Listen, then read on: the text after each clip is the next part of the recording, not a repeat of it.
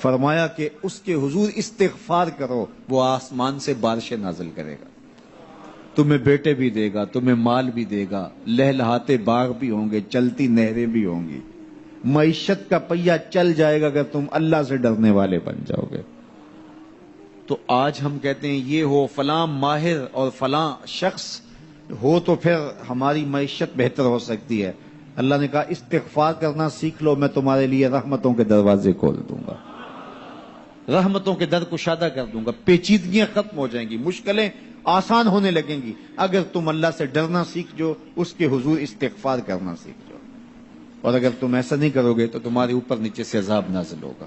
وَهُوَ الْقَادِرُ، وہ اس بات پہ قادر ہے، ان یبعث علیکم عذاباً، کہ وہ تمہارے اوپر عذاب نازل کرے، تمہارے اوپر سے، تمہارے نیچے سے۔ اللہ اکبر۔ اوپر کا عذاب کیا ہے کہ آسمان سے پتھر برسیں، نیچے کا عذاب کیا ہے زلزلے آئیں، یا پھر زمین فصل دینا چھوڑ دے، زمین بنجر ہو جائے، یہ نیچے کا عذاب ہے۔ حضرت عبداللہ ابن عباس رضی اللہ تعالیٰ عنہ فرماتے ہیں اوپر کا عذاب یہ ہے تمہارے حکمران نااہل ہوں، اور نیچے کا عذاب یہ ہے تمہاری اولادیں نافرمان ہو جائیں۔ یہ اوپر اور نیچے کا عذاب ہے جس میں تمہیں مبتلا کر دیا جاتا ہے۔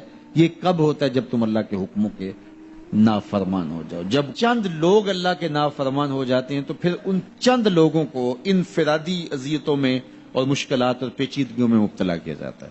لیکن جب کوئی قوم من حیث المجموع اللہ کے حکموں کو توڑتی ہے اور اس کے حکام سے روگردانی کرتی ہے تو پھر پوری قوم کو مشقتوں میں، اذیتوں میں، تکلیفوں میں مبتلا کر دیا جاتا ہے۔ اس کا علاج کیا بتایا؟ استغفار۔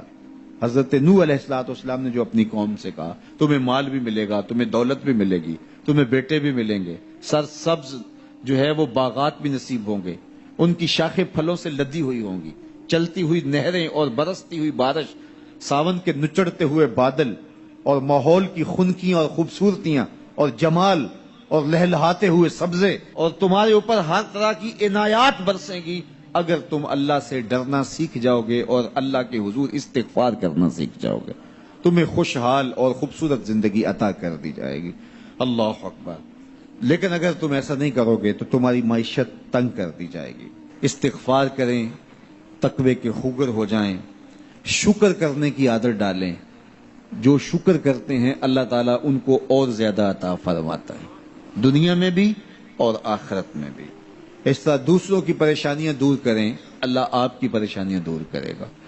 بانٹنے کا مزاج پیدا کریں، آپ کے پاس جو بھی ہے بانٹ دیں، علم ہے تو بانٹیں، خوشیاں ہیں تو بانٹیں، آپ کے پاس دولت ہے تو لوگوں کے دکھ اس دولت سے دور کرنے کی کوشش کریں۔ جب آپ بانٹنا شروع کر دیں گے تو آپ کا رب آپ کو عطا کرنا شروع کر دے گا۔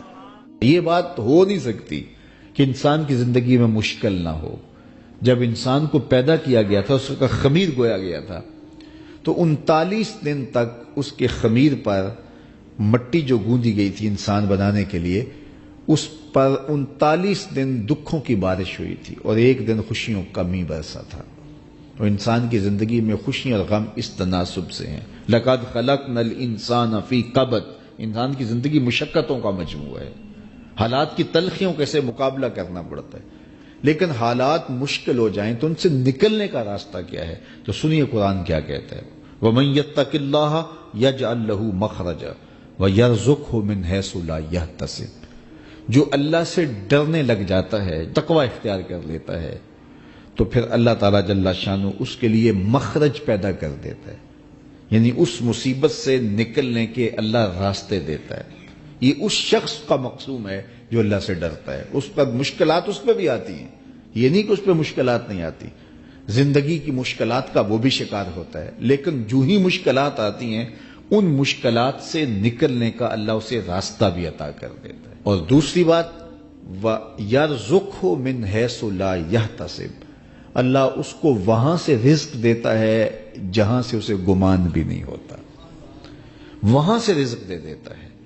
بندہ تو یہ کہتا نا کہ مجھے یہاں سے ملے گا، یہاں سے، ایک بندے کی منصوبہ بندی ہے، لیکن جو اللہ سے ڈرنے والا ہوگا اللہ اس کو وہاں سے رزق دے گا جہاں اسے گمان بھی نہیں ہوگا، خیال بھی نہیں ہوگا کہ یہ راستہ بھی حصول رزق کا ہو سکتا ہے۔ تو یہ میرے رب کا وعدہ ہے اور میرے رب کے وعدے سچے ہیں۔ تو جب تم اللہ سے ڈرنے لگو گے تو یہ تخت و تاج، یہ دنیا کی عزتیں، یہ تمہارے قدموں میں ہوں گی۔ اس سے ڈرنے کا نتیجہ ہے جو تمہارا رب تمہیں عطا فرمائے گا۔ حضرت عمر رضی اللہ تعالیٰ عنہ کی خدمت میں ایک شخص آیا، اس نے کہا میرے ہاں اولاد نہیں ہے، تو آپ نے کہا استغفار پڑھا کرو۔ ایک دوسرا شخص آیا کہ صاحب بارشیں نہیں ہوتی، فرمایا استغفار پڑھا کرو۔ تیسرا شخص حاضر خدمت ہوا اور کہا کہ ہمارے ہاں قحط کا عالم ہے، فرمایا کہ استغفار پڑھا کرو۔ تو کوئی پاس بیٹھا تھا، اس کے اٹھ کے جانے کے بعد کہا کہ مختلف لوگ مختلف سوال لے کر آئے اور آپ نے ایک ہی جواب دیا کہ استغفار پڑھا کرو۔ تو کہا میں نے اپنے طرف سے تھوڑا دیا، یہ تو میرے رب کا فرمان ہے۔ کہا وہ کیسے؟ کہا سورہ نوح پڑھو، فَقُلْتُ اسْتَغْفِرُوا رَبَّكُمْ۔ حضرت نوح علیہ السلام نے اپنی قوم سے کہا کہ اپنے رب کے حضور استغفار کیا کرو، اِنَّهُ كَانَ غَفَّارًا۔ اس کا نتیجہ کیا ہے؟ جب تم استغفار کرو گے تو وہ تمہارے گناہ بخش دے گا۔ ایک تو فائدہ اس کا یہ ہوگا، وَيُرْسِلِ السَّمَاءَ عَلَيْكُمْ مِدْرَارًا، آسمان سے موسلادھار بارشیں بھی برسیں گی، وَيُمْدِدْكُمْ بِأَمْوَالٍ وَبَنِينَ، اور اللہ تمہیں استغفار کی برکت سے مالا مال بھی کر دے گا، وَبَنِينَ، اور تمہیں بیٹے بھی عطا کرے گا، وَيَجْعَلْ لَكُمْ جَنَّاتٍ وَيَجْعَلْ لَكُمْ أَنْهَارًا، تمہیں باغ بھی عطا کرے گا اور تمہیں چلتی ہوئی نہریں بھی عطا فرمائے گا۔ آج میں سمجھتا ہوں کہ پاکستانی قوم کو اجتماعی استغفار کی ضرورت ہے۔ آپ کے دریاؤں کا پانی سوکھ گیا، استغفار کریں گے اللہ تعالیٰ ان کو پانیوں سے مالا مال کر دے گا، بارشیں ہوں گی، قحط سالیاں دور ہوں گی، بے اولادوں کو استغفار سے اولاد نصیب ہوگی، اور معیشت کی بہتری جو ہے وہ استغفار کے ذریعے سے ہوتی ہے۔ تو یہ 5 چیزیں بیان فرمائیں، تو استغفار سے خوشحال زندگی کا تصور ابھرتا ہے۔